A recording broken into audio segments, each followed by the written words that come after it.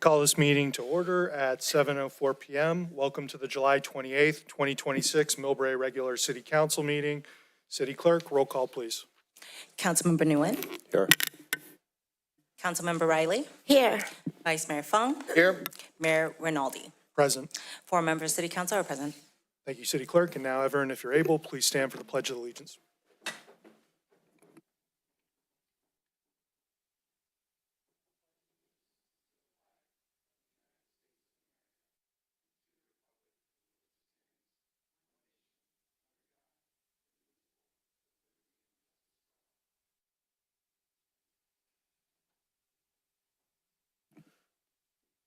All right, thank you, everyone. We're going to start off today with a ceremonial presentation. We have a proclamation proclaiming September 7th, 2026 as Labor Day.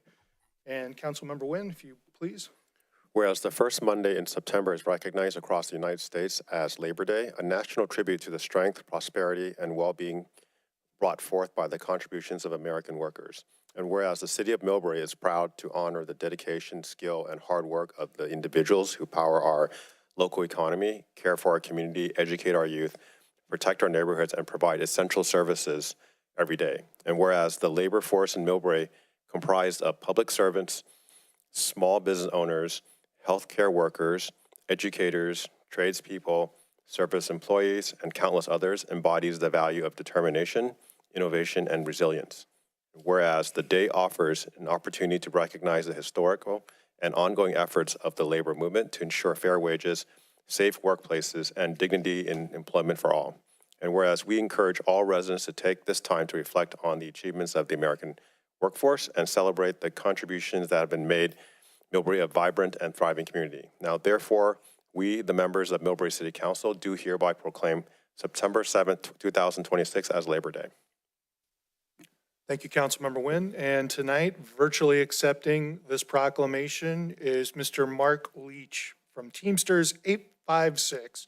Mark, would you say a couple words, please? You're on mute, Mark. Yeah, it like holds your button. It doesn't let you touch it for a second there. I don't know what that's all about. Hey, I just wanted to pop in. My day ended too far north for me to turn around and make it in time, but I want to thank the mayor and the council for this annual presentation. I really appreciate it. I know that this means a lot to the workers that work for your city and in your city, and as well the unions that represent them. I look forward to this every year.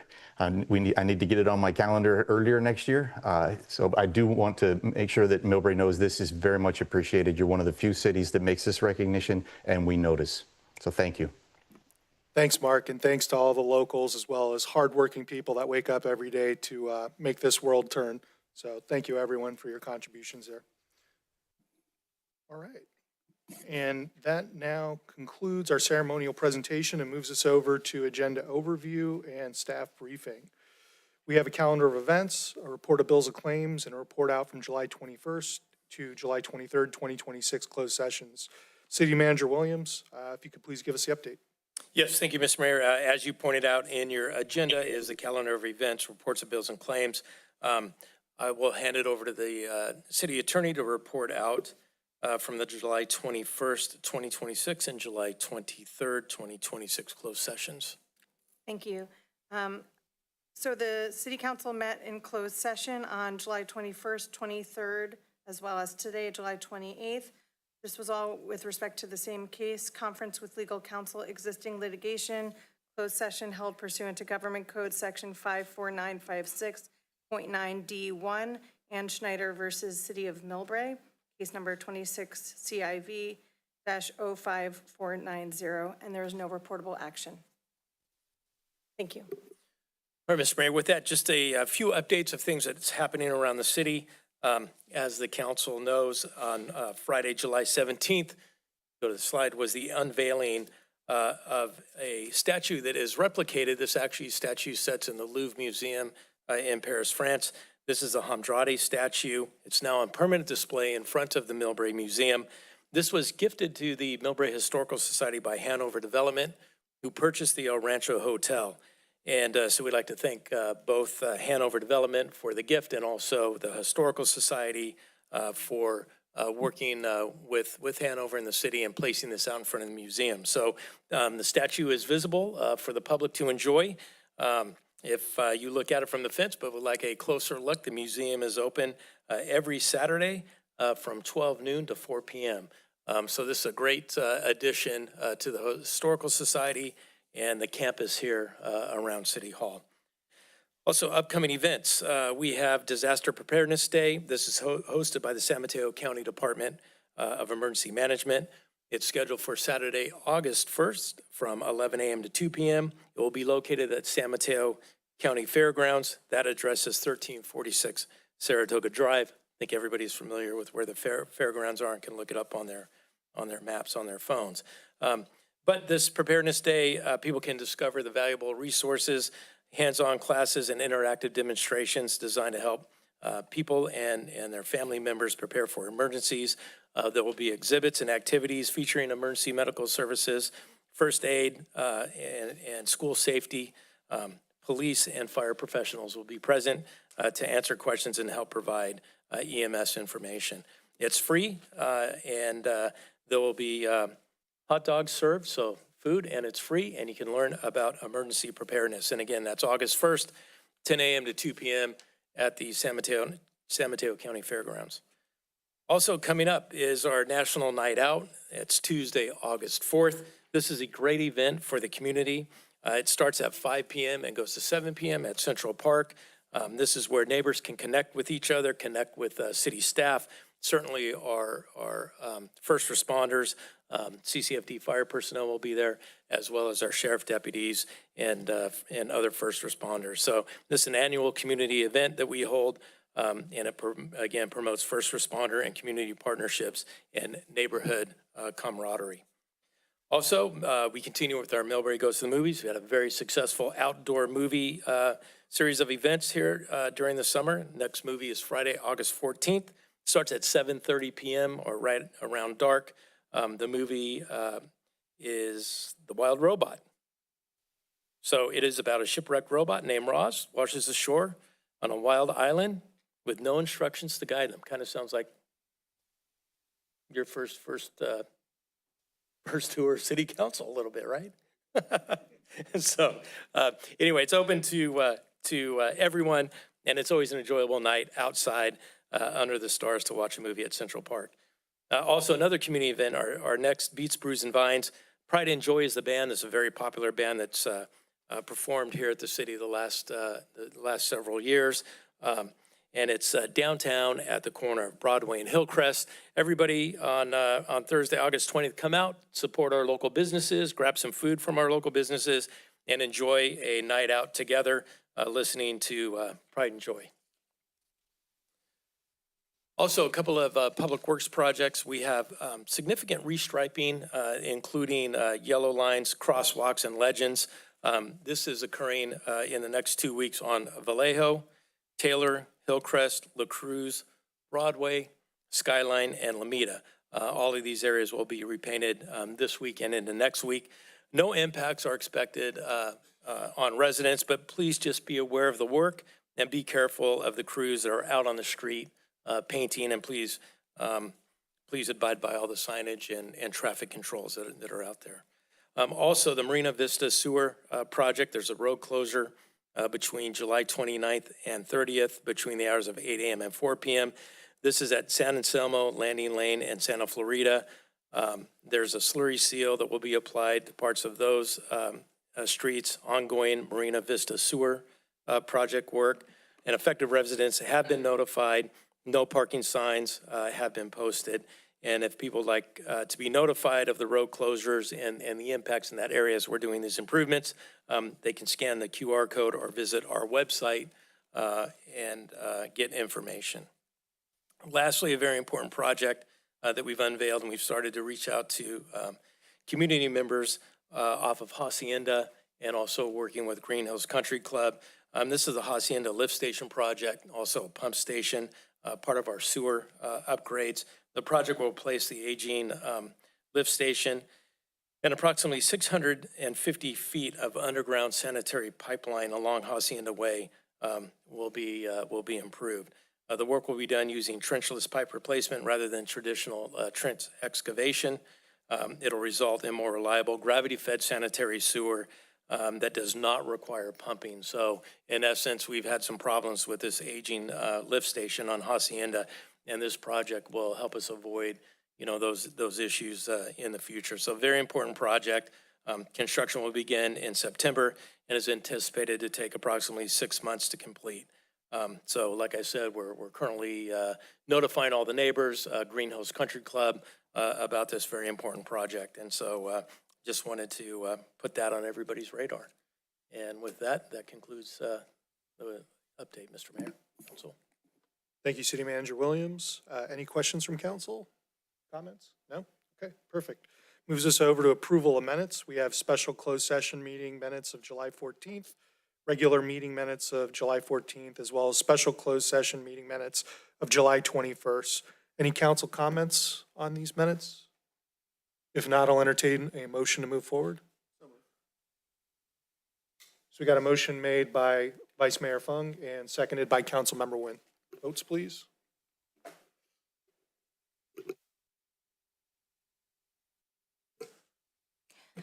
The three set of minutes are approved by a vote of 4-0. Okay, thank you for that, City Clerk. We have no oral report from City Committee or Commission chairs tonight, which leads us over to public communication. This portion of the agenda is reserved for those who wish to comment on any item not appearing on tonight's agenda. However, speaker must address subject matters within the jurisdiction of the City Council. Every speaker will have 3 minutes. The speaker is to address directly to the entire council, not individual council members nor the public. In-person speakers, please submit a speaker slip. To participate on Zoom, click the raised hand button located at the controls at the bottom of your screen under the React. If you are joining by phone, dial *9 to raise your hand. You will be called upon when it is your turn to speak. And the first speaker I have today is Eamon Zarian. Eamon, please. Thank you. I made 3 copies of this letter for the City Council if you want to have a hard copy. So dear Mayor and City Council members, my name is Amin Zarian, resident of 1024 Crestview in Millbrae. I have 3 concerns about to raise up tonight, and mainly about planning department's review process of a new construction project at 1030 Crestview, which is my neighbor. And the Planning Commission for this project is on August 3rd, this upcoming Monday.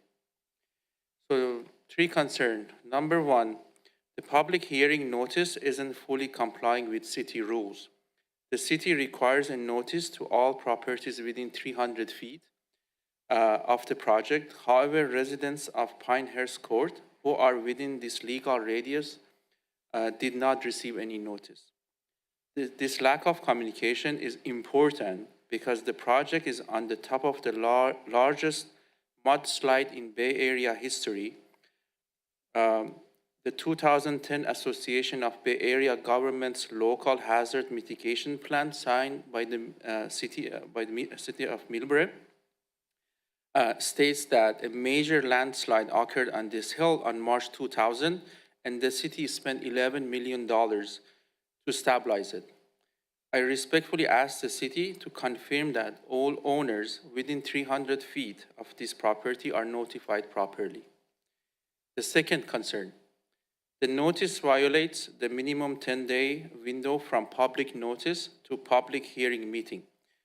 Neighbors received the hearing notice on July 25th for an August 3rd hearing, which is 8 days in advance.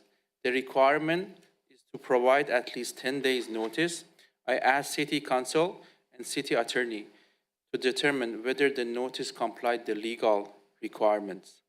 And my third and most important concern, and it's about dismissing 15 submitted objection letters from the neighborhood this morning. After receiving the hearing notice this weekend, our 15 property owners signed the city proof of adjacent neighbor consultation form within only 48 hours of the public notice.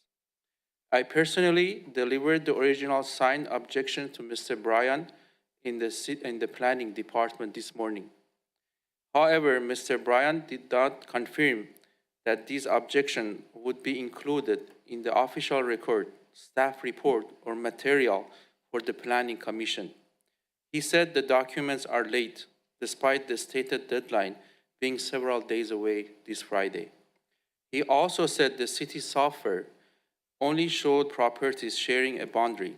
And we appreciate your public comment, but time's up. If you could do us a favor and email the full city council what your public comment is, would be really helpful for all of us. Of course. That way we have it in writing. I think I'm almost done, so I think that was the three concerns I raised, and then I request city to look into that. Okay, thank you. Appreciate your public comment. Mr. Mayor, also just for the record, because this is not on the agenda, but I would advise that he consult with Brad Meisner, our Community Development Director, and then attend the appropriate hearing of the Planning Commission on August 3rd. Sure. That's the appropriate process for you. Yeah, because we only get 3 minutes to talk over there, and then we need to get this document in that committee before the meeting. That's why we came here. Which is why I'm recommending you email the full comment to the council. Of So course. please do so. Will do. Thank you very much for your support. comment. Appreciate it. Okay. That brings us to our second speaker of the night, former Mayor Ann Schneider.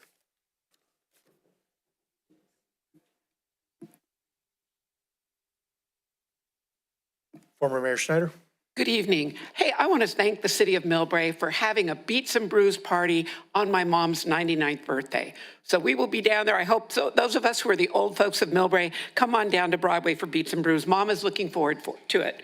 I'm actually wearing my Bay Area Water Supply and Conservation Agency hat tonight. Just want to update you on what's happened. If you will remember, SFPUC was going to provide an alternative concept for the outdoor hardware supply. They're not mentioning KFC and A&W at all right now. That did not show up at our Bosco meeting a week and a half ago. They're now saying it'll be in August. I'm letting you all know because two things. One, they plan on releasing the document to Bosco staff and to the 3 assembly members who wrote the letter. And I brought it up at the meeting saying, well, you're not going to let Millbrae know? And I got a null answer on that. So obviously, I think they should be giving the information both to me as the board member for Millbrae, to all of you with Millbrae, and to staff in Millbrae. So just put that on your agenda. It's looking like mid-August now, who knows, which means the next time it'll go in front of Bosco will be at the full meeting in September, the 3rd Thursday night in September. And it doesn't get a lot of discussion on that. The other thing is we are currently evaluating the general manager of that. I asked for extra instructions, so I'm not breaking anything. I am allowed to talk to staff about staff's interactions with Bosco staff. So if we can talk about that before I complete that annual review, that would be great. And then it wouldn't be me if I didn't close in saying, as you just came back from closed session, I'm here to remind the legislative body, all of you, of your fundamental obligation to the taxpayers. Every decision made behind closed doors regarding our local elections must prioritize the constitutional right of Millbrae voters to choose their own representatives. Unilateral, 11th hour procedural hurdles erode public trust and expose our city to entirely unnecessary, costly, and avoidable legal liabilities at a time when we should be protecting our municipal resources. The public interest is best served by open, voter-approved processes, not single-night administrative resolutions passed on the eve of filing deadlines.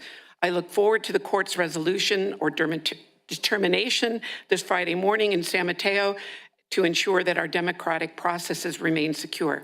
Thank you, and good luck tonight. Thank you, former Mayor Schneider. And do we have any online public comments, City Clerk Tran? We do not, Mayor. Okay, so that wraps up our public comment for the night. And now we are moving to consent calendar, where we have item number 5, which is receive and file monthly general fund financial report for the period ending in June 30th, 2026. We also have item number 6, which is consideration of the council appointment ad hoc subcommittee's recommendation to appoint and reappoint members of the Economic Development Advisory Committee and Community Enhancement Advisory Committee. Does anyone wish to pull any of these items from the consent calendar for discussion? Like Vice to pull Mayor item Fong. 6, please? You'd like to pull item 6? Perfect. Council members, any other items? No? So then we will entertain a motion to approve item number 5, and then we will move to item number 6 afterwards. Move item 5. I will go ahead and second you, and we can vote now.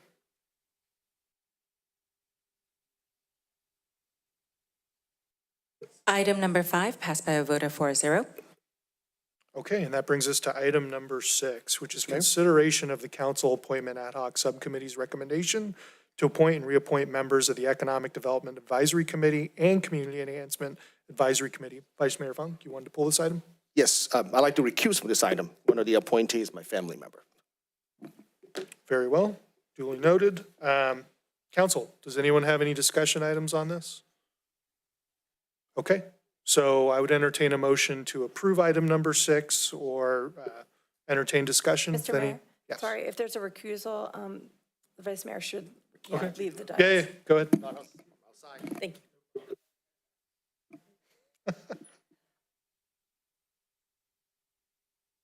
All right, he's gone. So so I'll entertain a motion if anyone would like to make one. Okay, got a motion from Councilmember Nguyen, second from Councilmember Riley? Okay, to the votes.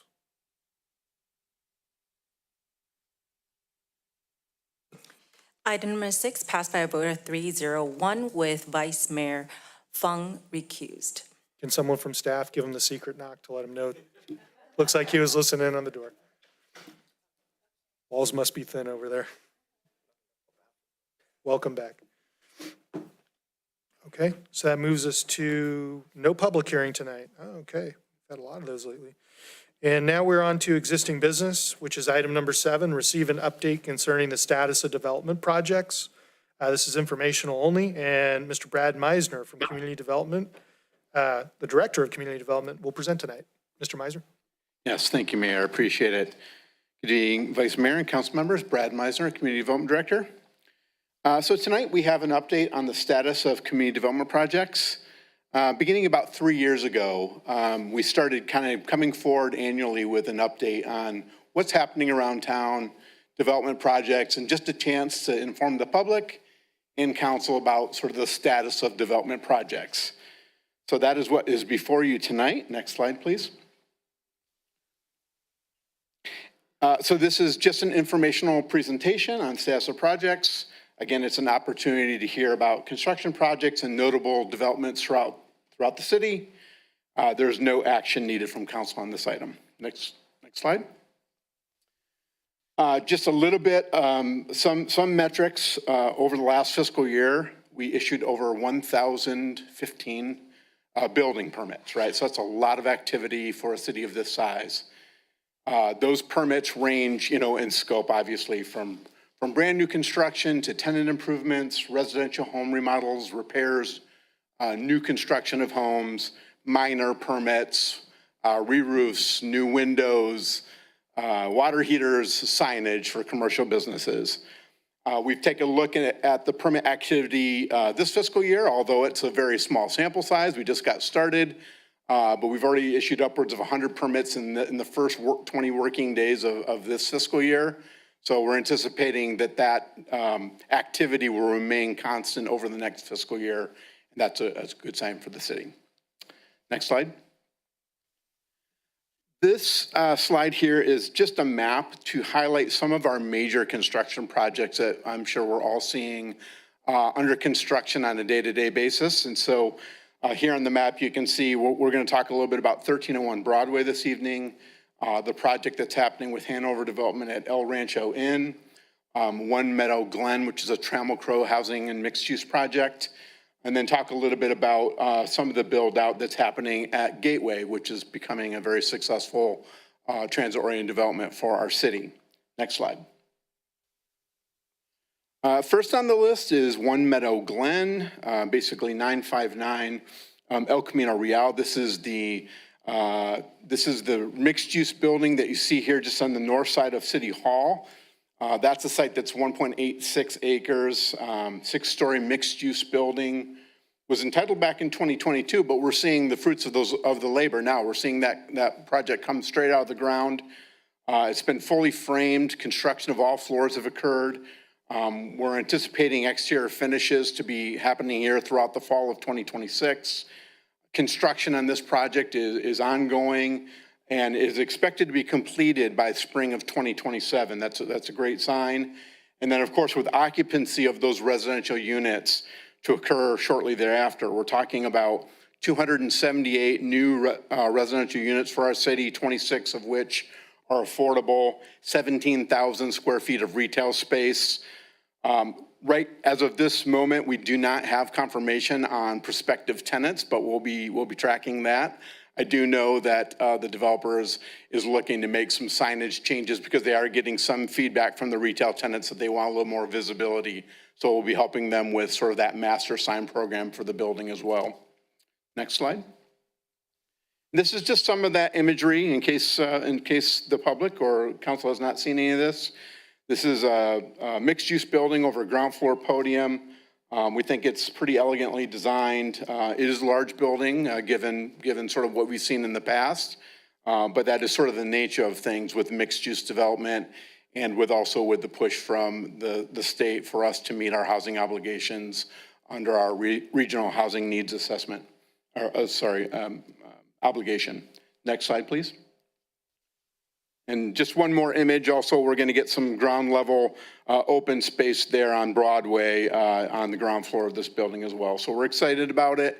We'll continue tracking, and hopefully, again, come spring 2027, this will be a new building that will be occupied for the residents and of Millbrae. Next slide, please. The next project, just to make council aware of, this 1301 Broadway, another project that's fully framed up. This has been a stackable project that's been kind of prefab module units. It's been an incredibly efficient construction. This is a 97 unit affordable housing project, 2,400 square feet of interior courtyard space. And then you can kind of see the breakdown of units there, 30 studio units, 10 one-bedroom units, 30 two-bedroom units, and 27 three-bedroom units. We get a number of calls about this for folks that are looking to qualify for occupancy of this building. So we're working with Hart, who we have a contract with at the county that helps us work with applicants to make sure that they get on the list for eligibility for this new development. So another much needed housing project and that we're anticipating will be constructed here and with the exterior finishes coming through the end of the year as well. Next slide. One of our largest and newest projects is at 1100 El Camino Real. This again is the El Rancho Inn site. This is a 5-story, 384 unit apartment complex, also entitled under an SB 330, which was a housing streamlining application back in March of 2022. The demolition, as you've probably driven down El Camino Real and have seen, demolition of the El Rancho Inn has occurred. And then permit for the garage and the residential units are very timely. They've just been, we're very close to issuance of everything, which also means a number of new fees coming in for the city, which is also good news. Next slide, please. These are some very up-to-date photographs of what that's looking like out there. So we're seeing a progress. This is a large project that will, take a number of months to complete. So we're monitoring site conditions now and then working through all the permit issues and getting all the fees collected, predicated on a agreement that was reached with this project. And I would note that for the project, what was negotiated is upwards of well over $9.2 million worth of fees for associated impacts throughout the city that are coming into the city. Next slide, please. Moving on from those parcel-specific developments, we talk a lot about projects in and around the Millbrae station area. And so here's a map that shows where Station 16 apartments are, where the Gateway project, the new Residence Inn, the new life science buildings where Icon is, the Longfellow project, as well as also an entitled project at Sarah Station. Next slide. We all see this probably on a day-to-day basis as we drive down Millbrae. This is the Alexandria Center for Life Sciences. Icon Therapeutics is the tenant there. They're open and operational. And I understand that Icon is a publicly traded company, so doing well, and we're happy to see that kind of investment in the city, and I think it's a wonderful execution of a modern style building in our station area. Next slide. The Longfellow building is the building that's directly to the west of it. It's a 315,000 square foot lab and office building. That building was intended to be occupied by a single tenant user. There have been some struggles in that area. We now understand that they're looking to perhaps lease that out on a floor-by-floor basis. So we're tracking potential new tenants and trying to work with those owners the best we can to try to usher in new tenants into Millbrae. It's a lovely building, and so we really would like to see that occupied. Next slide, please. And then this is just an image of the built gateway at Millbrae Station. A number of new businesses have been coming in on the ground floor and throughout the development itself. Next slide. Some of those new businesses include, of course, the Residence Inn is up and fully operational. I understood during the World Cup there was quite a bit of a good occupancy, as well as during the Super Bowl. Panda Express, Liberty Bank, Chick-fil-A, Base Camp Fitness, excuse me, Crumble Cookie, Sourdough Company, and Starbucks, just to name a few. New businesses that are coming along is a Rock Salt Pilates. That was a Pilates studio that was approved by Planning Commission not long ago. They'll be coming forward with tenant improvements soon. Tandoori Pizza is underway, hoping for a grand opening with that soon. And then Uwan Market is also under construction on the ground floor within the residential plaza, with the retail plaza. And then, of course, the most significant new tenant is within the office building itself. Our new neighbor, Samtrans, has moved their operations into the office building, and it's a joy to have them there. Next slide, please. Just a few images of a number of the businesses up and running at Millbrae Station. Next slide. And then on the east side of the station, on the west side of the station, separate from Gateway, is a project known as Sarah Station. And this project was approved some time ago. It consists of 3 buildings, 290,000 square feet of office, almost 31,000 square feet of retail, Galleria, upwards of 488 housing units. That project is approved. There's a development agreement that is valid, and that is valid through November 16th of 2033. I think you probably all know that there are some complications there with the arrival of the pending arrival of the high-speed rail and some of the land issues that are needed for the high-speed rail. Next slide. This is just an image of what was originally envisioned there. That is an active site that we are continually working with both high-speed rail, the property owner, and looking at what potential could there be towards getting the much-needed housing and adjacent, retail and office right near the station on the other side. Right now, it's feeling a bit incomplete. We have one side of the station fully built out, the other station. We need to figure out a way to come up with a solution there. Next slide. And then just a number of notable businesses. Sometimes businesses that come through are permitted by right. They go through tenant improvements, don't get as much fanfare throughout the community. They oftentimes don't go through planning commission hearings or maybe even to city council. And so they don't get as much notoriety, but I did want to call these out. A number of new businesses have been opening throughout the city. Poppy Bank over Friendship Plaza. As I mentioned before, a new Pilates studio within the Gateway project. A House of Fitness, Un Market, Tandoori Pizza, Tasty Spoon on Broadway. There's a new dog grooming business, the Bank of the Orient, and Ike's Place Sandwiches, to name a few.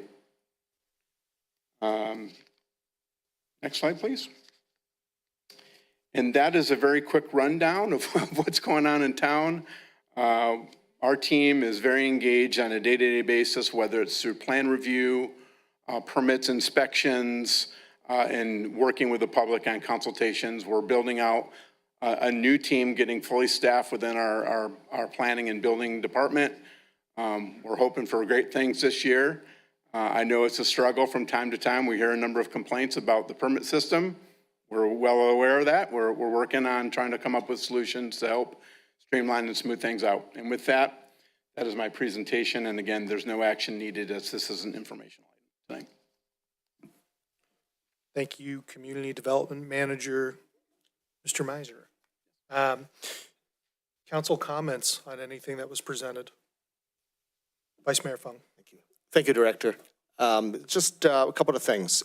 What are the construction type of 1301 Broadway? You mentioned it's a prefab project. Is that a wood frame over podium or? Yeah, I'm sorry, I don't have that detail in front of me. I certainly can get you that information. It's not a problem, but yeah, it is. It's not your typical podium and then wood frame, obviously. It's not a stick frame construction. Correct, yeah.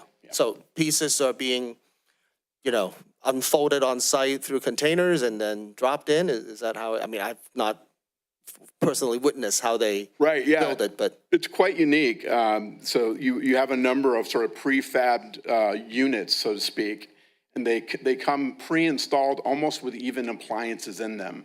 So when they're delivered, it is essentially putting a building together by assembling it. Trained in, dropped on. That's correct, yeah. So it's been unique. I can get some more information pulled together, but yeah, it's been an interesting process because it's just a little bit out of the ordinary from typical wood frame construction.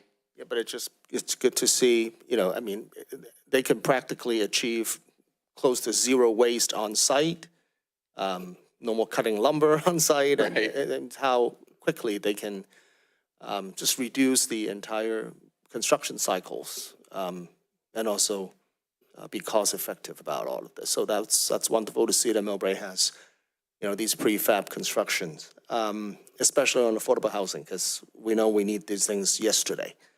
Another thing is that you mentioned AVL Lab is still seeking a tenant, right? So, City Manager, what's the status on budgeting and hiring an economic development manager, for that role? Because I think this position would really help expedite and advance our economic development policies and help strengthen our fiscal health, diversify our local economy and tax bases. So, Mr. Mayor, we continue to look at that, and as we manage our budget, and I actually just currently found out with VLF, probably more information what you need right now, but we're going to not receive another $500,000 from the state of California because we've had 3 new school districts flip into basic aid. And so the lack of the governor's ability to fund municipalities like he said he would, we're going to continue to evaluate and see the cost benefit of that. But, we're managing our flow of funds and our cash flow, and having that $500,000 additional hit on not receiving VLF funding is going to be pretty significant for us. So stay tuned. I know it's a priority. We'll be discussing it during our goal setting session, first of the year, and then move towards some of the staffing utilization needs of the city coming in the fiscal year 27-28. Yeah, and thank you for the update on that. But just for the benefit of the constituents and the public, even though we have not received the VLF funding, we're still on a balanced budget, correct? Correct. Yes, we are. That's important. Yeah. Everybody understands. So thank you for the update, Director. Thank you. All right. Thank you, Vice Mayor Fung. Councilmember Nguyen, do you have something you wanted to add? Thanks for the report. It was it's very positive to see the economic activity in the city. But I had more questions on, so it was a great presentation on accomplishments, right? Progress, and we get it, we appreciate it. But I also would like to know the challenges, maybe just like the top 2 or something like that for the projects you presented. Give maybe the public context on what it took to get from there to where you guys are at today. Yeah, I think I could speak to that just very generally. I think with very large construction projects, one of the challenges always is really in the world of project management, right? There are a number of people that need to be coordinated on the project team as well as on the city team. So I think some of the struggles that you'll often hear about are when plans come in for technical plan review, right? You know, unfortunately, we are a regulatory environment that we have to ensure that all plans meet fire, life, safety codes, meet our zoning ordinances. So that back and forth oftentimes is quite complicated. Structural plan review is quite complicated. So getting to the building permit phase on large scale projects is quite an undertaking. And so that's something that we do on a day-to-day basis as professionals, but it's not easy. And then I think, you know, from there, a lot of things happen in the field during construction. There are a number of field changes, revisions. Those turn into conversations to make sure that the projects are still being compliant with whether it's the building code, design review, all facets of development, engineering, land development. So it's a constant conversation, and that's just one project, right? And so we have multiples of those going on simultaneously along with all the other permit activity that's happening throughout the city. And that's a struggle, but that's a struggle that you find in almost every city that's undergoing a lot of construction or construction the way that we are now. And so it's a sign of progress, but it's something that we're equipped to handle. And a quick follow-up to that, on the permitting process, where do you think some improvements can be had for our city? Yeah, I think we can talk more about, perhaps in the future, talk about thresholds. Are there smaller, simpler projects that could be done in a much more streamlined fashion, looking to maybe do some things over the counter, then coming up with medium-sized projects and try to cut the time frame down. We're also looking at improving our information up front to allow for applicants, residents, developers to understand what we're expecting in the form of plans before they're submitted. So sometimes time is spent on plans that aren't quite fully at our level, and maybe we could create some of that, get rid of some of that complication and get a better set of plans that help us respond more quickly. Great, thank you. Thank you, Councilmember Nguyen. I have a couple questions for you, Mr. Meisner. You know, it's great to see that the city's managing its obligations towards the housing element. It's no secret the state of California dictates how much housing we need to produce within our region. And Millbrae, if you've kept track over the last year, led the way in county per capita for meeting that objective. The benefit of that to us as the residents is that way we maintain some semblance of local control and don't have what's called builder's remedy, where basically we lose all local control, state comes in and tells us what can be built. So very happy to see all the projects, and I think we need to go through this exercise more often to keep residents informed. Now, I'm getting 3 common questions from residents all the time, and looking through the staff report, I see the data's in there, but for the public's education, it'd be helpful to ask you these questions. Number one's around impact fees. We've had quite a bit of discussion around that, especially with Park and Recs. Can you tell us what kind of impact fees these projects are generating and what they're going towards right now, or what their future use is going to be categorically? You know, categorically, you know, we have impact fees related to our parks and open space, towards transportation, towards libraries, towards our public services. So any impact fee that we impose, and we have a number of them, are all predicated really on a nexus. What is the relationship between our ability to charge a fee and what would it go towards? So then from there, typically when we collect impact fees, we'll look at projects throughout our capital improvement program, our CIP, and we look to budget how we're going to use those funds throughout a 5-year period or even longer. And then annually each year, we also have to do an annual report to account for how those fees have been used or what they're going to be earmarked for. But generally speaking, as I said, it's usually transportation, open space, parks, and public services. So infrastructure, sewer, water, those are the types of things that we charge impacts for. So let me follow up with another question that's asked quite a bit. I'm sure City Manager Williams is going to give me an eye roll here, but around repaving roads. We get that question quite a bit from folks asking, why can't we use developer impact fees to repave roads?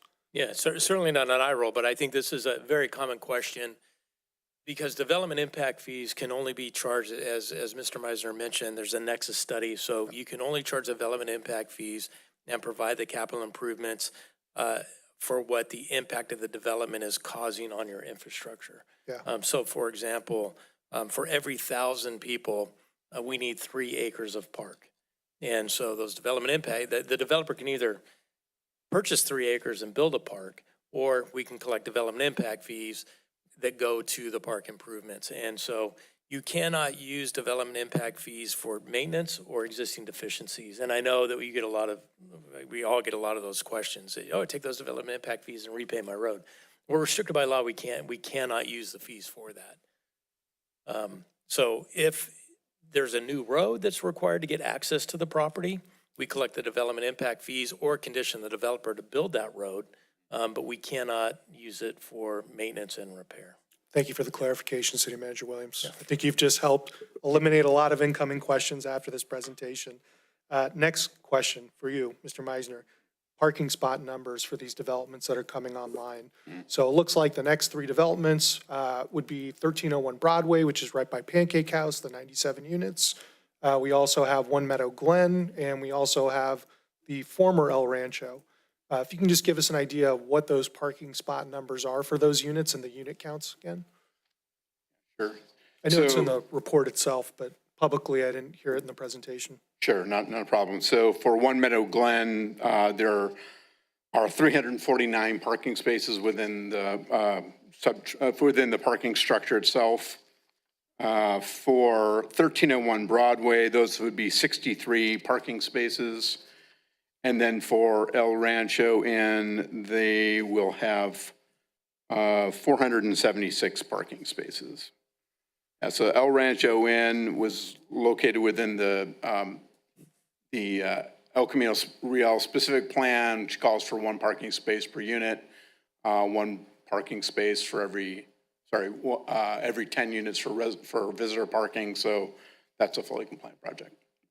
Got it. Mr. Mayor, if I just may add, and Brett, chime in here and help me out. Because of the state legislation that's occurred over the last 7 to 10 years, of which we have to follow it as a general law city, depending on if it's an SB 330 application, an SB 79 application, SB 50 application. The SB stands for Senate bill. There's also Assembly bills, AB. We are, as a local government, restricted by the state of California on what we can condition the projects to be. So we're limited, like 1301 Broadway has how many parking spaces? 63. 63 for 97 units. Well, we wish we could, a couple of things on that project. One is we wish we could have limited the height because of the impact of the single family neighborhood to the west. Yeah. We were prohibited by the state of California from conditioning the project to limit the height. We were also barred by the state of California state housing law to require the developer to add more parking. So as people are listening and they do their research, it's unfortunate that city councils and local municipalities' hands are so tied by, I'll call it somewhat draconian legislation because of the impact that it has on the neighborhood. And a lot of successful developments over the hundreds of years in the state of California have been that compromise between the neighborhood and the developer, you know, working through, and I know it takes some time sometimes, but at the end of the day, everybody walks away a little happy or a little unhappy, but you get better projects for it instead of forcing, you know, a high-rise unit that's taking away shade from a single-family home that's been built, you know, since the late 60s, early 70s. But just so the public knows, we try and we push it quite a bit. And poor Lori here as a city attorney, unless, you know, we get a couple of nasty letters from the developer's attorney, you know, we haven't pushed enough. So we do try, but we are very, very restricted on what we can do right now under state housing law. Thank you for entertaining the questions and hitting the softballs out of the park. So glad you're able to elaborate on all of them for the public's knowledge. Last question I had, probably the most important, is estimated time of arrival for each project. Yeah, so specifically with 1301 Broadway, we're anticipating exterior finishes, sort of the finalization of that project probably here through the end of the year, right? So for the Trammell Crow project at One Meadow Glen, that is anticipated in spring of 2027. So hopefully with occupancy of units there shortly thereafter. And then 1100 El Camino Real, Rancho Inn, that's going to take some time. I think that's probably a 2-year build. So we're just, 2028. yeah, exactly. And we'll certainly have an update on that next year as well, or, you know, another time as that starts to progress and comes out of the ground. And this is all great information. It keeps the public in tune to know what's coming down the pipeline. So we're proactive, not reactive, as all this housing and new folks come into the city of Millbrae. Want to make sure that we have that life balance where we still have a quite easy city to navigate and especially to shop downtown where people are able to have that experience. Yeah, Yes. Oh, sorry, I was just gonna say, and to your point also, and if, you know, council's direction, we'd be happy to bring back, you know, updates more frequently on specific projects, because I know there's a lot of construction in the city, and, yeah, I'd like to thank the community for bearing with us. You know, a lot of traffic control, a lot of impacts, you know, on shopping, you know, especially on Broadway and other areas, Rollins Road and Millbrae Avenue. Brad, real quick, I think it's in the staff report, a lot of questions about the gas station. Sure, On the corner of El Camino and Millbrae Avenue. Right. Maybe real quick, since we have you to benefit. Yeah, not a problem, right? So, and also I didn't mention TNT Market either, so we could certainly do that. But Yes. that's another project that we're tracking closely. They're working through tenant improvements. They're anticipating, I'm talking about the TNT Market, opening in 2027.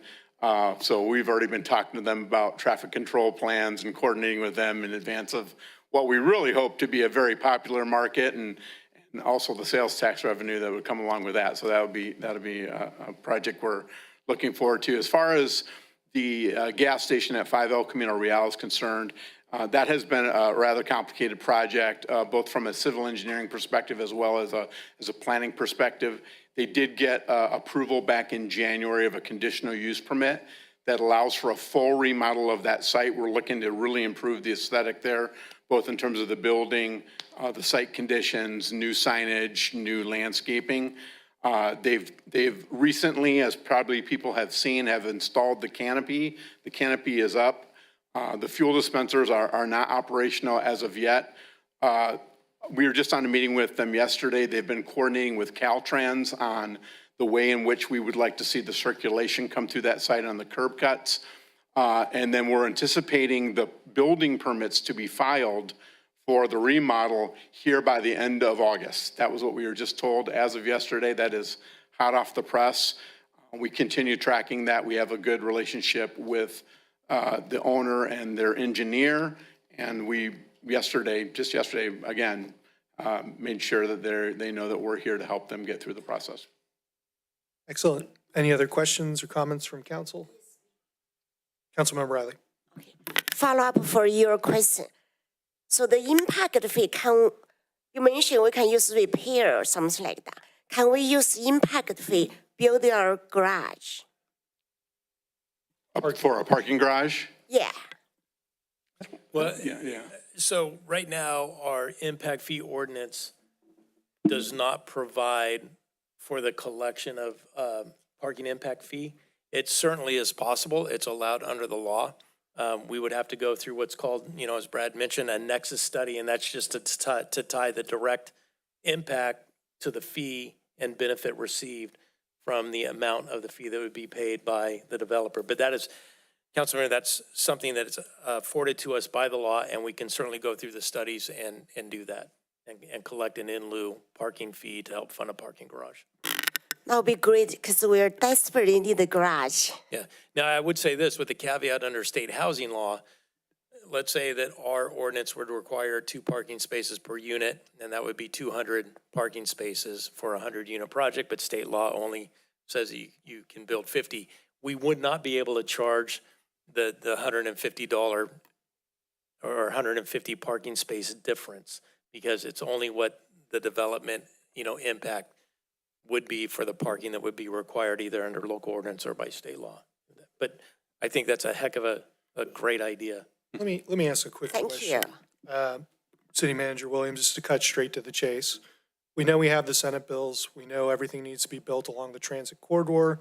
We know we have a commercially zoned area, which is right by El Camino Real. Does that mean then, if we were to try to implement an ordinance for a parking garage fee, to build a nexus study to show correlation, that these projects would have to be outside that commercially zoned area on the transit corridor? Not necessarily outside. I guess a good example would be, let's take a land development project, speculative, that's 100 units. And they come to the city and say, hey, we're right on the transit line and we're supposed to build 50 parking spaces, but we would rather build no parking spaces. That would allow us then to collect the fee for the 50 parking spaces that they need to construct. And in lieu of them constructing, we would collect a fee, and then that could go to a peripheral, shared parking garage, for example. That's the way we could collect the fee. Thanks. The reason why I ask that is there's a lot of newsworthy stories, especially one in the county that I could think of most recently.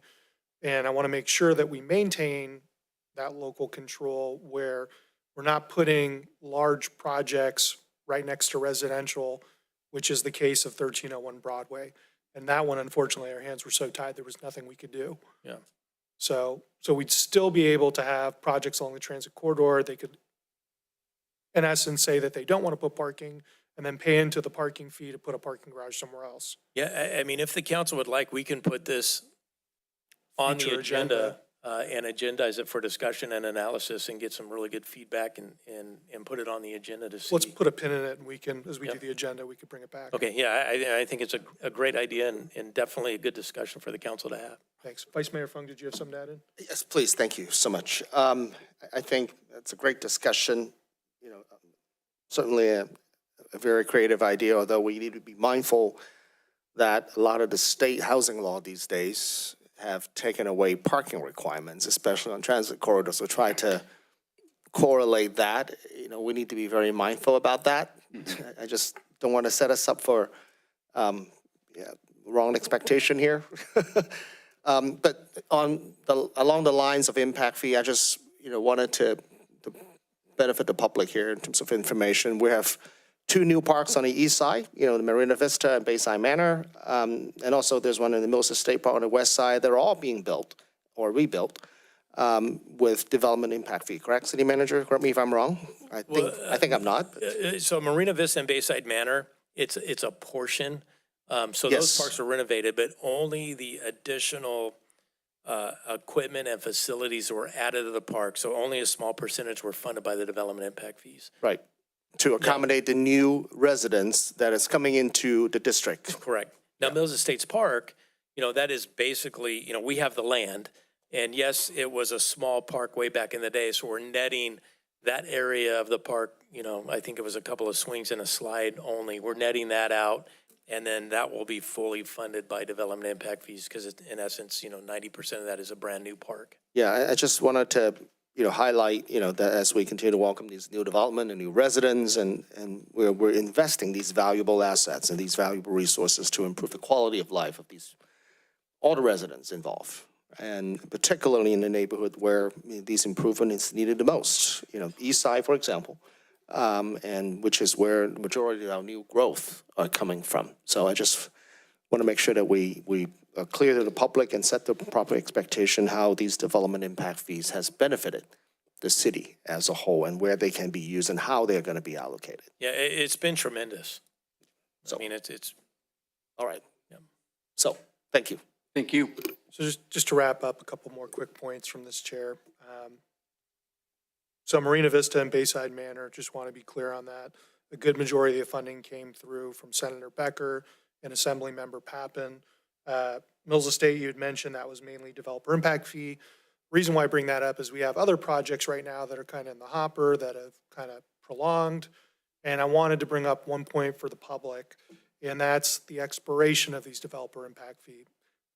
These fees are good for about 5 years, otherwise else you have to file for an extension and show that there's just cause to extend. Is that correct, City Manager Williams? Yes, Mayor, that's correct. That is a finding that is afforded to the city council. So these are funds because of the development that are going to come to Millbrae. We have the right to spend them, but if we don't spend them, we lose them. I think it's very worthwhile to mention that because some of these projects have garnered a little backlash, thinking that we're not being our fiduciary responsibility is not intact, which couldn't be further from the truth. thank you for that. And then the last comment I'm going to make is just I'm seeing that there's a lot of development going on within the city. I know some of us have assets here, some of us work in these fields of development. I would just like to strongly advise everyone here on the council, city staff, if you have something that's going on, to work with city staff to make sure that, we're all operating within the letter of the law here and not getting ahead of our skis. And that's it from my chair. Anyone else have any council comments or questions? No? So with that, it's informational only, so we don't have to have a motion to approve, accept? You do not need a motion to approve, but I just want to note there's no public comment on this item, no speaker slip or anyone's hand raised online. Why, thank you very much, City Clerk Tran. Thank you. All right, so then we're going to move along to the next item. Thank you, Mr. Meisner. We Yes, appreciate thank you, appreciate it. Appreciate you enduring all the questions. Yes. And City Manager Williams. Okay, so now we're on to number 8, which is receive a status update on the Property Business Improvement District, better known as the BID. And look, we got Mr. Brad Meisner up again. Yes. Thank you, Mr. Yes, Meisner. yes, thank you, Mayor, I appreciate it. So tonight, again, is another information item. If you'll recall, at our last discussion, we had some talk about the status of where we were with the Business Improvement District. We decided to slow down a little bit and reframe our outreach approach to this project. And so tonight I have Mr. Paul Saldana with Economic Growth Systems, our consultant, here to present to you our updated stakeholder engagement plan, as well as just give you more information about the status of the work that's been done since we last met. Thank you, Brad. Mayor, members of the council. Again, for the record, Paul Saldana with Economic Growth Strategies, and I'm here accompanied with my colleague, Strat Herrera. So tonight's agenda, as Brad indicated, is to give you a summary of the process that we've engaged in over the last couple of months, including the formation strategy and where we're going with stakeholder engagement.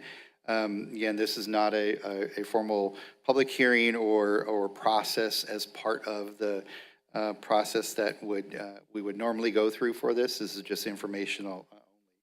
Next slide, please. So we're going to cover a few things relatively quickly, providing a status of the update of the proposed bid, explain the revised formation strategy that we've put together, the stakeholder engagement plan that we have for the next couple months, and again, clarify that tonight's item is informational only. We can have the next slide, please. So just in terms of a project background, the city, as you all know, has been evaluating a special assessment district as a tool to fund supplemental services in key commercial areas since 2024. The overall purpose of the district is to provide enhanced services that go beyond existing city services. So these may include enhanced maintenance, beautification, placemaking, economic vitality activities, and the like. The geographic focus has been downtown Millbrae, the Millbrae Station area, and then portions of the El Camino Real corridor. If you recall, previously all of those areas were included in the name. We've simplified that just to call it the Millbrae Property and Business Improvement District. Earlier in the process, the city evaluated a community benefit district and lighting and landscaping district framework. After further review, the city is elected to move forward under this property and business improvement district framework, which is a little bit different, and I'll cover on some of the changes that we've made as a result of that.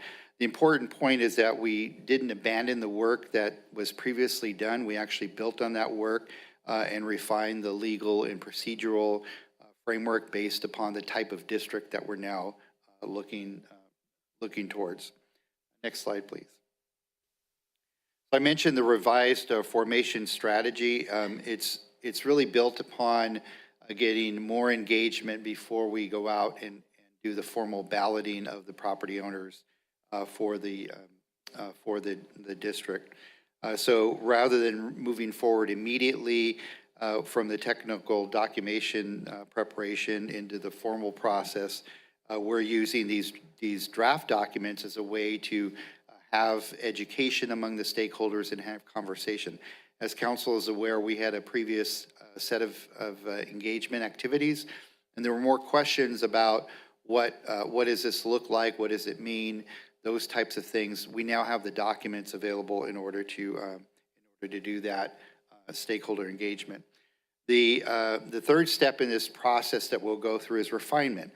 Based on the stakeholder input, based on things that we find, through this process, we're going to evaluate those comments and look at changes where they're appropriate within the plan. And then the final area will be the formal process. That will be dictated through state law, requires us to go through a very detailed process in order to put this into place, and we will get to that point here in the next couple of months as we go through this process.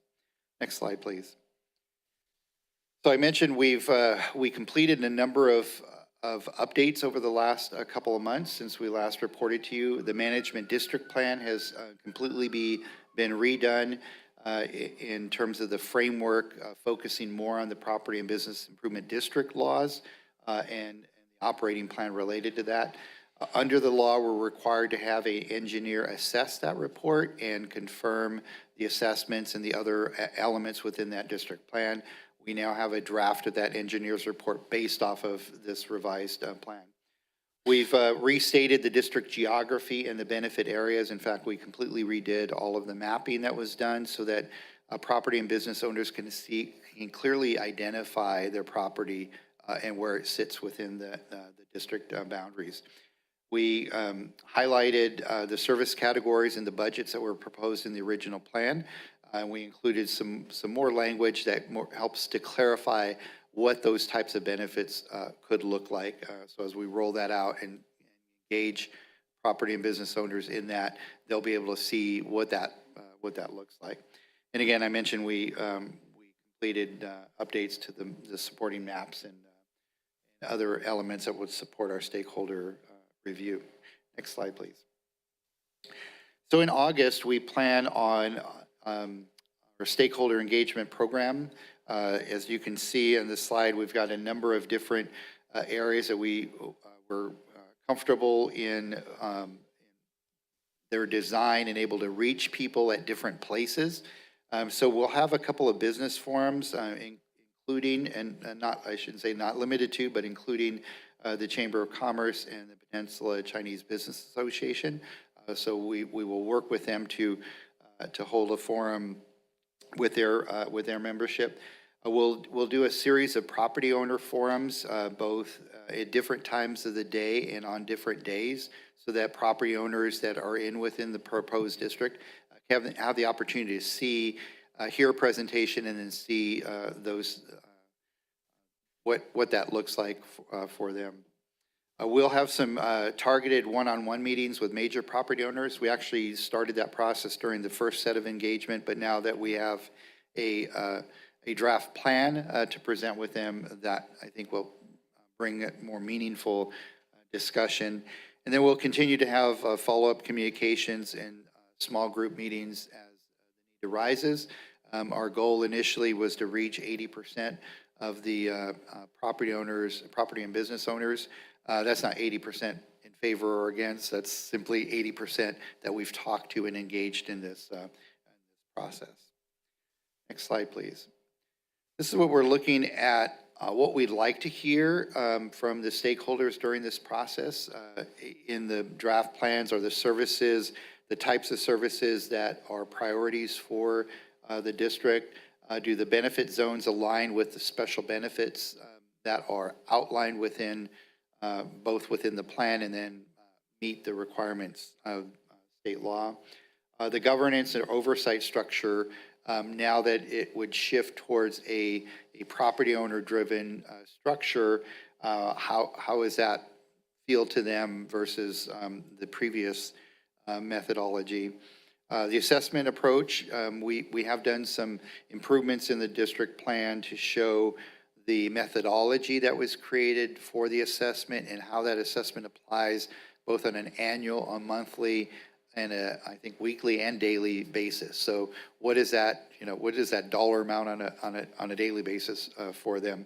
So they can, but they could also see the methodology that goes into that a little bit more clearer than I think the previous plan had addressed. And And then the last thing is what, again, what issues did we identify that might be requiring some refinement of the plan, or maybe even the boundaries themselves. So we'll be able to look at all those and work with staff on bringing those back. Next slide, please. So our path forward is, as I mentioned, in the month of August, we will be doing a variety of stakeholder outreach efforts during the month. We would plan to come back sometime in early fall to council with an update of both how that outreach helped to inform the process and any refinements that we're making as a result of that.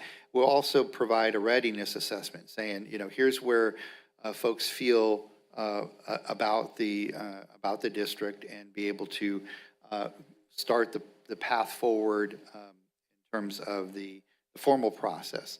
That formal process we see would start sometime in late fall, and a public hearing and a tabulation of the district process, which is more of the formal legal process of it, would happen sometime before the end of 2026.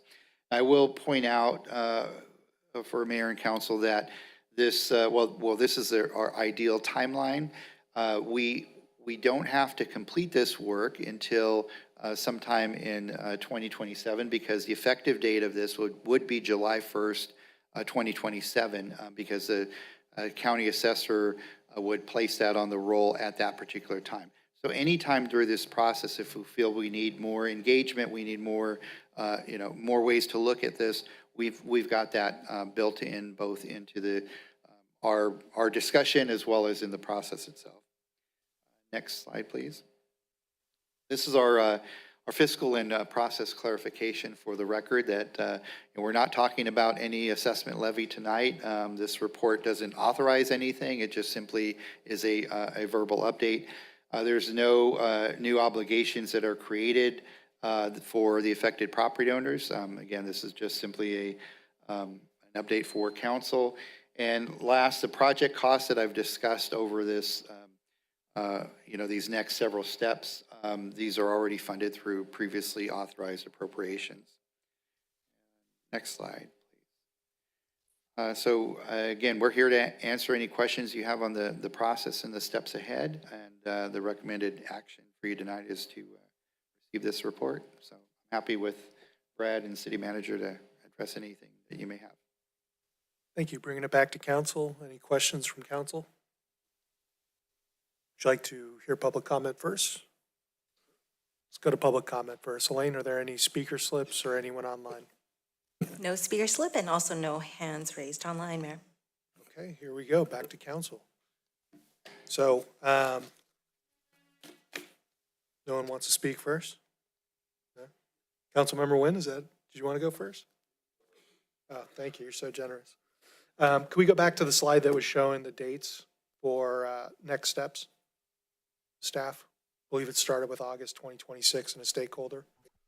Okay, so we have August 2026 stakeholder outreach, and then we have council update early fall 2026, formal notice and ballot late fall 2026, and then public hearing and tabulation before end of 2026.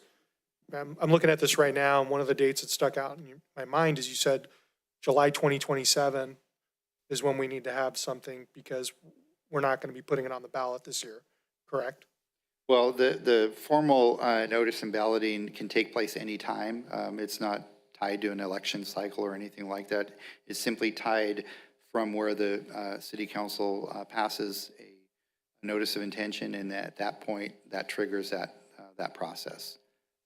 So, got it. So, City Manager Williams, you want to say I something? was just going to also, I'd just add to that, is that deadline that we're talking about is a deadline that the tax assessor needs the assessment roll to be placed for the next tax year. So that's kind of what's driving it. So we missed it this year, as Mr. Saldano said, and as Mr. Meisner said, we're able to slow it down, provide more information and more feedback from the downtown property owners or property owners within the proposed district. So just to make sure we're on the same page, July 2027 is the date you're talking about for the tax assessor to make sure it's on the tax roll. Correct. And so, this is this is a timeline, it's a path forward, kind of this critical path, Mr. Mayor, if you look at the formal notice and balloting, if that slides a little bit, as we progress and we get feedback from property owners and the city council, that's okay. Paul, correct me if, I'm wrong, a little bit, because we've got a little bit of float in this, because the real deadline is getting the tax assessment, if it's passed, to the tax roll, and that's what's governing the deadline. Yeah. The only reason why I bring this up and looking at the timeline and seeing the late fall 2026 goes back to the last time we had this item in front of council. I know there was some consideration to try to get it into this year's tax roll, and council had given guidance, hey, let's take a breather, let's do this right, let's not try to push something forward that may not come off as fully baked. So looking at this right here, I'm seeing that we got stakeholder outreach. And one of the comments that I had heard last time we explored a community benefits district was seeing specific metrics, numbers associated with different categories, such as specifics for street cleaning, lighting for seasonals. There was other items that were listed there. We haven't seen anything like that yet. Correct. So those are in the draft plan that we just completed. So the property owners will start to see those, that information completely. And those are the types of things, again, adjustments that could be made in the final plan. And that's going to be happening during the stakeholder outreach, That's which correct. will take place in the Yep. month of August. Yes. Okay, do we have dated notices of when exactly in August those meetings are? We gonna happen? have not coordinated the dates with everyone as of yet. Okay, because I'm thinking back to some of the last comments, and I want to be very cognizant of the public feedback, which was making sure that there's plenty of availability, so business owners, property owners are noticed, can attend these meetings to provide feedback. Not saying that the city hasn't done it before, but, want to make sure that any comment like that is taken very, very seriously. Yeah, Mr. Mayor, on that note, we actually communicated to the business owners and property owners, and that feedback is how we pick the date and time of the meetings, and we'll continue to do that. Great, so you're saying the last date and time meetings were consulted with the business owners? Fantastic. Yeah, we're working around, mostly restaurants, right? So we're working around their busy schedules to make sure that it's convenient for them. Yeah. My hope is that, what we bring forward goes over well. I know last time was kind of a little bit of pushback, but. Yeah. And I should note, Paul, correct me if I'm wrong, and this is not a business owner, so it is a property-based assessment district. Correct, which was similar to the CBD that we Correct. were going through the year prior. Any questions from council regarding what you're hearing? Councilmember Nguyen. For the CBD, I think we talked about this last time, and it was like the governance piece. I understand that we're going to have some formula that's kind of based on the parcel as for the property owner. What's not clear to me, and I'm not sure if it was addressed in this presentation, was the ability to for us as a city to opt out, right? And then if we do, what's the cost or the implications of that? So is that part of the plan? So at this point, I believe you're referring to the city paying an in lieu contribution. Would that be correct? No, I meant like just going into this whole BID program and then the ability to back out. Is there any ability to go back out of this? Okay, I see what you're saying. So, so the initial time frame for this is 5 years. So the initial district would be created and it would operate for a period of 5 years. During that 5-year period, there is a process within state law that you can go back and revisit that. It would again take input from the property owners in order to do that. And that's typically when we've seen either districts not continue past the 5 years or transition to some other form, which have happened as well. They typically, it's driven by them versus more by the city. So it's typically the property owners coming and saying, we want to form in this manner or do something a little bit differently. This kind of goes into the metrics that was discussed earlier to determine the success of the program. Maybe this is something you guys thought about, would be great if we didn't, is to put that into plan is what is that KPI we're looking for to say we don't want to do this anymore. Just share some details there. I mean, we don't have to talk about it now, but that plan would be great in the plan. We certainly can look at how we can incorporate something like that. There would be a measurement for what success looks like in terms of the overall program. Or even what success doesn't look like. Any negative should be shared too, right? What are things we should be looking out for? Thank you. Councilmember Riley, what comments and feedback do you have? Can you please show me the second page of your presentation?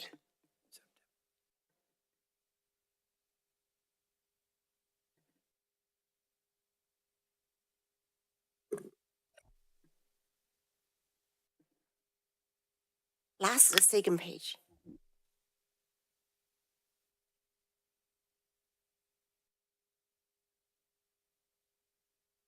Is this one?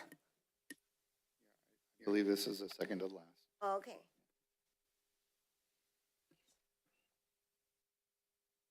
So they mention here is not to create a financial obligation for the affected property owners, but this is going to put a property tax, right? So why this is not created? Yeah, this was just for transparency purposes, for the purpose of this meeting, to say that this meeting is not creating any obligation to the property owners, that it's just for informational. Okay, so for just this one. Yeah, for just this meeting, yeah. Then for this property, only for commercial property, not a residential property, right? There are residential properties that are included in the assessment district. Okay, can you please specific? Where is the residential property? So generally, I can describe that the properties, all the properties that are facing El Camino Real, yeah, I'll let Brad. Yeah, so just, again, the business improvement district, if it were to be formulated, would be along our commercial corridors, but within those commercial corridors, within our boundaries, we do have residential properties. So to the extent that they're within the boundary, there would be a methodology that would apply to those residential properties, including condominiums as well. So that's a point that we can consider, take that feedback as we move along, and if we need to create district boundary changes, that's something that could be examined. Okay, thank you. I'd like to make a simple request, if I may, just for feedback. Last time around, we had the same conversation. And first, let me thank Councilmember Riley for bringing that up. Last time, we looked at the residential aspect of this piece, and we had pulled it from the BID, the zoned area for it. And I'd like to recommend that we do that again this time. You know, Mr. Mayor, I understand where you're coming from, and we did have a couple of people protest that. Those two people have since moved out of the city.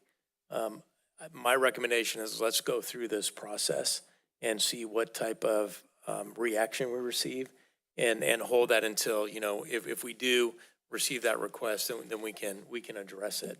One of the things that the city attorney will be looking at is if we do exclude condominiums, but we include apartment owners. So like, for example, 1 Meadow Glen, 1301 Broadway, but then we exclude individual condominiums. I don't know if that's legal or not, so we still are going through an analysis. But I totally understand what you're saying, and we heard from the individual condominium owners. And my recommendation is let's go through this process, see where everybody is, see if we still get that response. You know, because you never know. Some people may say, hey, for a few dollars a year, great, I'm gonna get my sidewalk clean, I'm gonna, you know, have better landscaping, better visibility, better enforcement, you know. So I don't know what the reaction is going to be, and so I hear you loud and clear, and we'll take that under consideration, but I would like the process kind of play out a little bit more. Yeah, it'd be great to see the inclusion and an exclusion when we actually analyze this. Yeah. So that way, it's a clear-cut decision when we look at it. Yeah, for sure. Any other council comments before we move along? Informational item, so no vote necessary here. Thank you very much for your informational report. So that moves us over to item number 9, self-help for the elderly semi-annual update. And this is an action item. So Hannah Moran, Recreation Director, will be presenting this item. Hannah, the floor is yours. Wonderful. So good evening, Mayor, Vice Mayor, and City Council members. So as you know, we do partner with Self-Help for the Elderly. They use our David J. Chakuti room for a senior luncheon and activities program daily. This started all the way in 2018 here in Millbrae. And then in 2022, it expanded to a 5-day-a-week program. And just this past June, you'll remember that you as a city council did authorize us to formalize a partnership through a professional services agreement, which will run through June 30th, 2023. And that agreement does provide $10,000 a year for this program, as well as use of the David J. Chakuti room. So we're very excited about that. And again, they've been great partners. So just wanted to come up to restate what the council has approved. And again, excited that our partners are here tonight. So tonight, I just want to go ahead and welcome Karen Lamb, of course, to come up. She is Self-Help for the Elderly's Director of Nutrition and Senior Services, or Senior Centers. And she's gonna be giving a report tonight for the first 6 months of 2026. So thank you guys, and again, we're happy for this partnership. Thank you. Welcome, Karen. Okay, no, thank you very much. Mayor Rinaldi, Vice Mayor Fong, council members Riley, Nguyen. Thank you very much for inviting us today to just give our first of the year report. And we just want to, again, thank you also, Hannah. We really appreciate all the help you've given us as well. So, next slide. So as you know, the services that we have here in Millbrae are congregate meals, activities and classes, and we also have nutrition education and consultation. We also have, and which will come in a later slide, we also provide a few meals through our home delivered meal service that is based out of San Mateo Central Park. Slide. And here we are, the home delivered meals. So currently we have 40 residents in San Mateo County that we serve home delivered meals. And of the 40, right now we have 5 that are homebound Millbrae residents. So, so far we've served them 350 meals this year from January to June. Next slide. The highlights, as you can see here, is that we've had 27 new people join our senior lunch program here at Millbrae. 14 have been Millbrae residents and 13 have been from the neighboring area. We've provided 6 health workshops. We've had estate planning basics, birthday and holiday celebrations, the San Mateo County Spring Banquet, and field trip as well. Next slide. As you can see in the demographics, according to the 2022 census, I would say that the older we have seniors aged 60 and over are over 29% of the population. Next slide. For our congregate meals, we've served 6,036 total meals served, and 3,819 have been to Millbrae residents. So as you can see, total meals served, we serve approximately, about 1,000 meals every month. Next slide. Some of the activities and classes that we provided are the following: chair exercise, dance classes, karaoke, mahjong, tai chi, and technology learning. The most popular, of course, has been the dance classes, but very quickly followed by chair exercises and mahjong, and tai chi is a very close fourth. Of those activities and classes, I would say that, again, as with everybody, the dance classes have been probably the #1 activity for Millbrae residents. Next slide. We have a lot of health workshops presented, and I would say that for most of them, and I would say next slide, that you will see Millbrae residents, particularly like the health, whoops. Okay, it'll probably be in a few slides over. But Millbrae residents particularly enjoy a lot of the health workshops that we do provide. We also provide Go Card transportation program, and that helps cover transportation costs for qualifying San Mateo County residents. So this year, so far, 25 Millbrae residents were successfully enrolled in this program. Next slide. Here are our activities and classes, and as you can see that these are the health workshops that we've provided.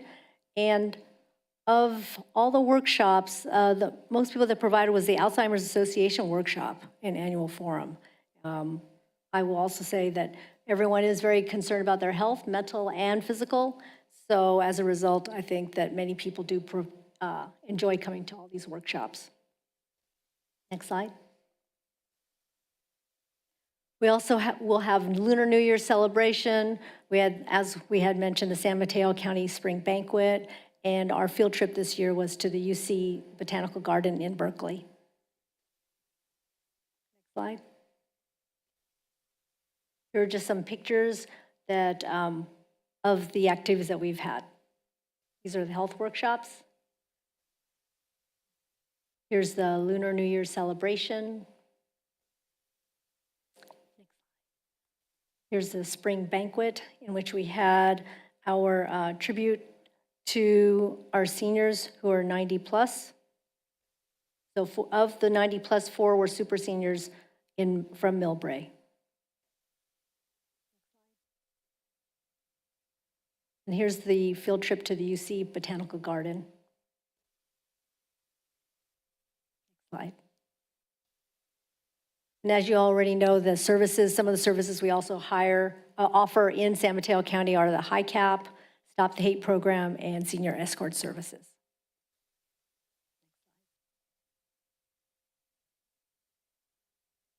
Next slide. Thank you very much. Thank you for the informational report, Karen. Do we have any questions from council or comments? No questions, no comments. Do we have any public comment on this agenda item? City Clerk Tran. Thank you, Mayor. There are no hands raised and also no speaker slips for this item. Okay, thank you. Thank you for the informational report, Karen. Just want to reiterate, the great work that Self-Help for the Elderly does. Can't think of better partners, seeing the impacts that you have on our community members and our neighboring members that come to join us for these lunches. It's amazing to see that these folks are getting out, they're socializing, being able to enjoy a good meal, activities. It's doing a wonder for the community, and just really thankful for the service that you folks provide and these updates to show us that, it's really helping the community. Well, thank you very much. We greatly have appreciated the partnership with the city for such a long time, and we look forward to many more years of partnership as well. So thank you. Thank you. Vice Mayor Fung, did you have something you wanted to add?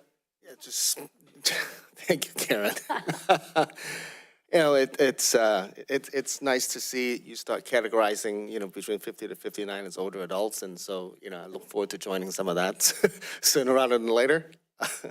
But, just continue to see our seniors enjoying it, expanding the program. More and more and more seniors every day are joining these daytime activities and coming out of their isolations and getting them congregated, getting them to be friends with one another, and just giving them an opportunity to being an active member of the community. And just the program in itself, it's not just about the meal. It's about the seniors and how we allow this beautiful place to, continue to serve the people who built the city many years ago. And I'm just thankful for your partnership and everything that Self-Help has done throughout the entire San Mateo County. Thank you so much. We're just happy to be a part of it. Thank you. Thank you very much. Thank you. Okay. This is an action item, so we need a motion to accept the semi-annual update. Glad to make a motion. Do we have a second? Happy to second it. Okay. City Clerk? The council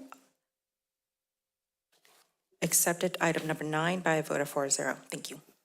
Thanks, City Clerk. Now we're moving on to new business, item number 10, designation of voting delegate and up to 2 alternates for the 2026 League of California Cities Annual Conference and Expo. This is an action item. City Clerk, I believe you're presenting to us tonight. That is correct. So good evening, Mayor, Vice Mayor, and Council Member. This item is to appoint a voting delegate up to 2 alternates for the 2026 League of California Cities Annual Conference and Expo representing the city. Next slide, please. All right. The League of California Cities, also known as Cal Cities, provide legislative advocacy and professional development and educational resources for cities throughout California. As a member of Cal Cities, Millbrae may participate in developing policy that guide the city's position on issues affecting local government. Next slide, please. The 2026 Annual Conference and Expo will be held from September 23rd through September 25th. The General Assembly will convene on September 25th at its annual business meeting. During this meeting, voting delegates will consider and vote on resolution that establish the Cal City policy. So these resolution guide the Cal City's efforts in improving quality, responsiveness, and also vitality of local government through California. Next slide. So usually the resolution process give cities the opportunity to participate directly in developing Cal City policy. So before the conference, Cal Cities members may submit a general resolution addressing issues that are important to cities. A general resolution must have the support of at least 5 additional city member cities or individual members. As of today, there are no resolution proposed for consideration at the 2026 General Assembly. So another way to have a resolution is to introduce a petitioned resolution during the conference. A petition resolution must be signed by voting delegates representing at least 10% of member cities and submitted to the Cal Cities president at 24 hours before the General Assembly begins. Next slide. So each member city is entitled to cast 1 vote during the General Assembly. The City Council must appoint a city's voting delegate and up to 2 alternates. The voting delegate represents the city and votes on resolution considered by General Assembly. If the voting delegate is unable to attend or serve in that capacity, one of the appointed alternate may cast the city's vote. The voting delegate and alternate must be registered for the conference, and Cal City must receive the city's delegate information by September 1st. And as the council will be going in recess in August, this is the last regular meeting to appoint someone. Next slide, please. So staff recommends that the City Council, by motion, appoint a voting delegate and an alternate up to 2 for the 2026 League of California Cities Annual Conference. At this time, Vice Mayor Anders Fung, Councilmember Nguyen, Bob Nguyen, and also City Manager Tom Williams are registered to attend the conference. However, the registration remains open for any other member of the City Council who are interested in attending. And this concludes my presentation. I'm available to answer questions. Bring it back to council. Any questions on this item? No questions. We'll open to public comment. Is there any public comment on this? I would imagine not, but. No. None. Okay, good. Have to open it up. So seeing there's no public comment, let's bring it back to council so we can figure this out. We got 2 people that are going. Vice Mayor Fung, you got something to say? I'd like to make a motion to have the city manager be the voting delegate. Oh, no. I was thinking maybe Councilmember Nguyen would want to take it. We'll make him the first alternate. Sorry, Tom, I was trying for you. Yeah, thank you. Okay, so you got a motion and a second, so you guys want to hit the buttons there to make it official? And now we go to the vote. So I just want to City Clerk? verify you are only designating a voting delegate and no alternates. 1 alternate, which is Councilmember Nguyen. Do we have a second on that? Is that the motion that you wanted to second, Council? Do you want to amend the motion to adopt? Okay. You don't want to do it, really? It's not that bad.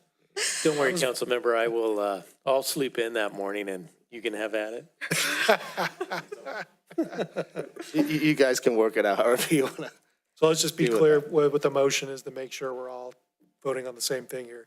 So the motion remains amended, which is, Tom, you'd be the delegate, and Councilmember Nguyen, you'd be the alternate in case Tom, for some reason, can't make it that morning. We're okay with that? Okay.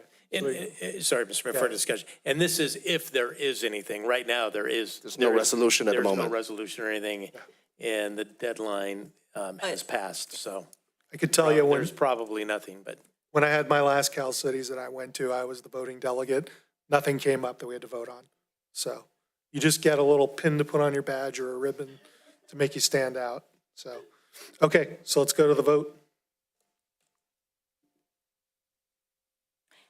The City Council designates City Manager Tom Williams as the voting delegate and Councilmember Bob Nguyen as the alternate for the 2026 League of California Cities Annual Conference and Expo.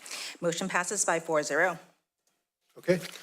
Thank you, City Clerk Tran. That brings us to council comments. Councilmember Nguyen, will you go ahead and start us off? Okay, sure. So most of the regional boards and committees I'm on are still on summer recess. There's no meetings to report on that. What I can say is I did walk District 4. And I just want to report, maybe for the city staff as well as the public to understand like what's going on. Nothing crazy, just normal meet and greets with people and kind of hearing what their concerns are. Street conditions is a big one. So especially on Clearfield, there's a lot of these, I wouldn't call them like potholes, but like these, it's like razor or I call it alligators, I think. But they're like these cuts in the streets and they're quite extreme. So a lot of residents were expressing their discontent with that road and would like to be at work. I did mentioned to them about looking into dig once policy. For those who aren't aware, it's essentially being smart with our dollars and not just paving on demand, which I say would bankrupt the city. We do want to be respectful of our CIP or capital improvement plan. And most of the time they get it. Sometimes there's still, especially some of the streets where they're backing up and there's like these very deep potholes. I do understand the concerns. So I want to just relay that to city staff. Vista Grande, there's a lot of residents requesting, depending on the area, because it goes, I think there's like these peaks and valleys. Depending on where the peaks and valleys are, some of the residents are complaining about speeding and people not obeying the traffic laws. So they're suggesting speed bumps or even road meet in some cases. I know there's some investigation needed there. We can't just simply just fulfill their demands, but I'd like city staff to look into that. There's also on Broadway, this is outside of District 4, but people are just on District 4 complaining about illegal three-point turns. Particularly on, I think, Taylor and Hillcrest with Broadway. On Taylor itself, I had some neighbors complain about tall trees potentially falling over. They're also concerned that some of the trees are dead and the city hasn't looked into it. I don't know if that has happened or not, but these are just things I've heard secondhand from them. And yeah, that's all I have to report. In closing, I'd like to thank all the people that did open their doors to me and to engage in these conversations, provide valuable feedback. That's all I got. Thanks, Councilmember Nguyen. Councilmember Riley? Hi, during the past couple of weeks, the labor surrounding Rachel Hotel, lots of complaint due to the dust because of the demolition. Thanks to our city manager and staff, so the dust under control. A lot of things, I went to the museum 2 weeks ago, and this is good thing about the statue is the only one in the world have the child behind the lady. So remember, go to there, take a look. This is the only one in our Millbrae Museum. Thank you. Thanks, Councilmember Riley. Vice Mayor Fung. Thank you so much. Attended, well, first of all, Westlight Energy, officially, this new name, coming from what used to be Peninsula Clean Energy. This is our brand new name, and then they're gonna have the new office in San Mateo downtown pretty soon. We just purchased a $35 million or the 5 megawatts photovoltaic solar project near Kettleman City, and coupled with a 20 megawatts battery storage system. So just another way for us to continue to develop clean energy in California and delivering that to San Mateo County, making sure that we are, getting ready to continue to make sure we have affordable and clean energy here. It's not easy to get clean energy to be coming online in California these days. Interconnectivity is difficult, but this is a project that is going to slated for delivery in January 2029. So we're good to have those. And then some of the other committees are having a recess at the moment, so we'll report out hopefully sometime early after the recess. Thank you. Thanks, Vice Mayor Fung. A couple quick announcements over here. CERT related, we had our teen CERT boot camp, the second one. We had 2017 graduates. It was a great event, 2 weekends full of training, Saturdays. Teens were engaged. Their graduation ceremony was great. They performed the skills adequately to graduate. We had 3 CCFD CERT members also complete Train the Trainer. So they are now capable to train people on life-saving skills and also other CERT skills. We also have San Mateo County Disaster Preparedness Day, as mentioned by City Manager Williams, which is August 1st. Now we have August 8th, which is CERT Skills Refresher Training. You can register now for that. If you've gone through the CERT program and you're a little rusty, attend the August 8th CERT Skills Refresher and you can brush up on your skills. Last but not least, we have an RSVP for August for CERT team meetings, Stop the Bleeding training, teaching folks how to stop bleed on wounds, and that takes place August 19th. For CERT, last one I'll give you, I said that before, but this is really it. September 29th through October 24th, we have CERT's Fall 2026 CERT Basic Training. You can RSVP for this now. It's a program which will get you CERT certified. I highly recommend it. I've gone through the program to my fellow council members. Well within, reason to do it. I'd highly recommend it. So that's all the updates from our CERT team. BPAC on the county level. Some folks know I sit on that county commission or committee. And right now we're going through the OBAG 4 grant application reviews. I was one of the folks that volunteered to go through that. So these are for upgrades as well as maintenance, for infrastructure, for bicycle and pedestrian throughout the county. So that process is going on right now. We should have those reviews wrapped up in early August. And then last, I'm going to lean into, one other thing real quickly.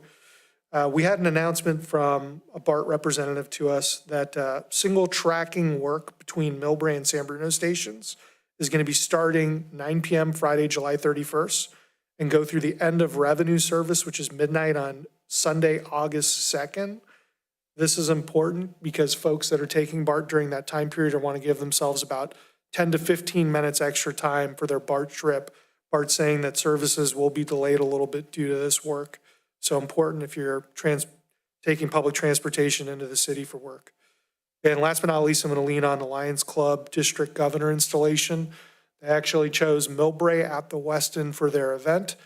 We appreciate the revenue generated by that. It was a great event. I was able to attend it with Foster City Lions President and Mayor Art Kiesel. We had a great time there. We got to meet the International President, Mark Lyon, who swore in our new district governor, Jimmy Ness.